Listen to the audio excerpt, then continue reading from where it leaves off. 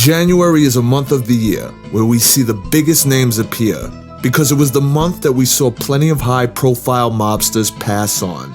Not only was Al Capone born in January, but we also saw him draw his last breath in January. So let's get stuck into our first installment of our What Went Down series for 2015 by looking at some of the events that unfolded this month. We need to tell you who Al Capone was. I mean, you probably already know, and if you don't, then take a look at our December 2014 Mobster of the Month, where the big man takes the center stage. As well as being born in January, Al, as we like to call him, also took his final bow in January. The biggest surprise is that it wasn't a gun or a knife that would take out the Prohibition-era mobster. It was illness. From the end of the 1930s, Capone's health rapidly declined, and he would spend the next 8 years battling it. In 1946, a year before his death, his physician and a Baltimore psychiatrist performed examinations. They concluded Capone had the mentality of a 12-year-old child. On January 21st, 1947, Capone had a stroke, and although he regained consciousness, he contracted pneumonia and then suffered a fatal cardiac arrest the next day.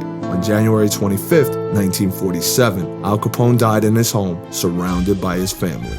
A day later from Al Capone's passing, but moving forward 15 years into the future, we saw the final steps of mob's chairman and arguably the biggest mob boss to have ever lived. On January 26, 1962, Luciano, at the age of 64, had planned to go talk to an American producer, Martin Gosh, about a film based on his life. Luciano had previously refused any kind of film that would uncover anything about the Mafia or his life, but after the death of his partner, he decided to go ahead with it, much to the anger of Cosa Nostra. After meeting with Martin at the airport in Naples, Luciano suffered a fatal heart attack and died. Luciano was unaware that the Italian drug agents had followed him to the airport in anticipation of arresting him on drug smuggling charges. Luciano's longtime friend Carlo Gambino gave his eulogy in front of 2,000 mourners. Roy DeMeo was a part of the Gambino crime family during the 70s and 80s and held his own crew, aptly named the DeMeo Crew.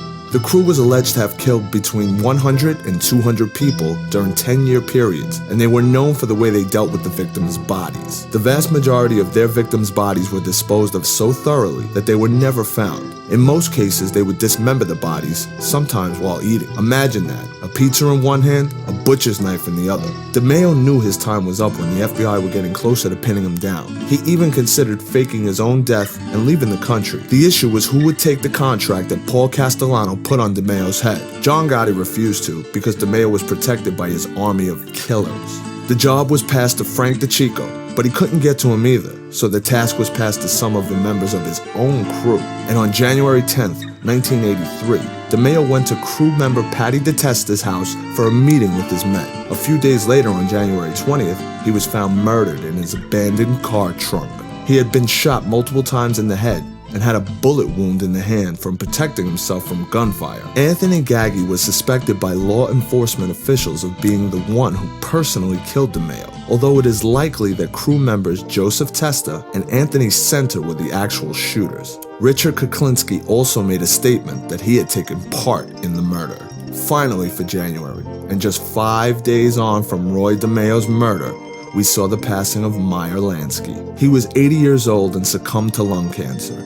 His final years were lived out in a peaceful manner at his home. Meyer is often overlooked by many because he didn't have the same character of the likes of Gotti, Luciano, or Capone. Neither did he go out with guns blazing. However, his brain was constantly working, and the mob just wouldn't evolve in the same way without his approach.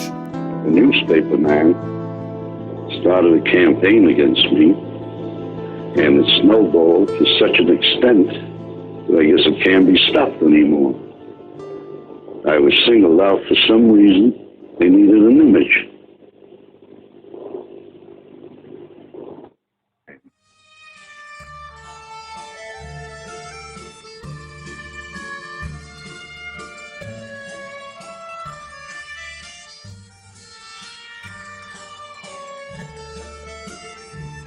You're now rocking with the best, NCS Costa Nostra. Welcome to the sting of ours. The search is over. Every series helps bring you a step closer to the life of the mob without dangerous exposure of what went down, plus mobster of the month. Original content if you're searching on a hunt for the who's who or the best dressed guy, the type of guns they use, the fuse and mob wide. We supply everything as soon as you log on to the National Crime Syndicate.com. From John Gotti to Don, back to Mustache P, Big Joe, Al Capone, and Maya Lansky. So sit back, relax, and enjoy the ride, cause the code of silence here no longer applies. So make sure you subscribe and stay tuned in, cause over here we like to keep this thing moving.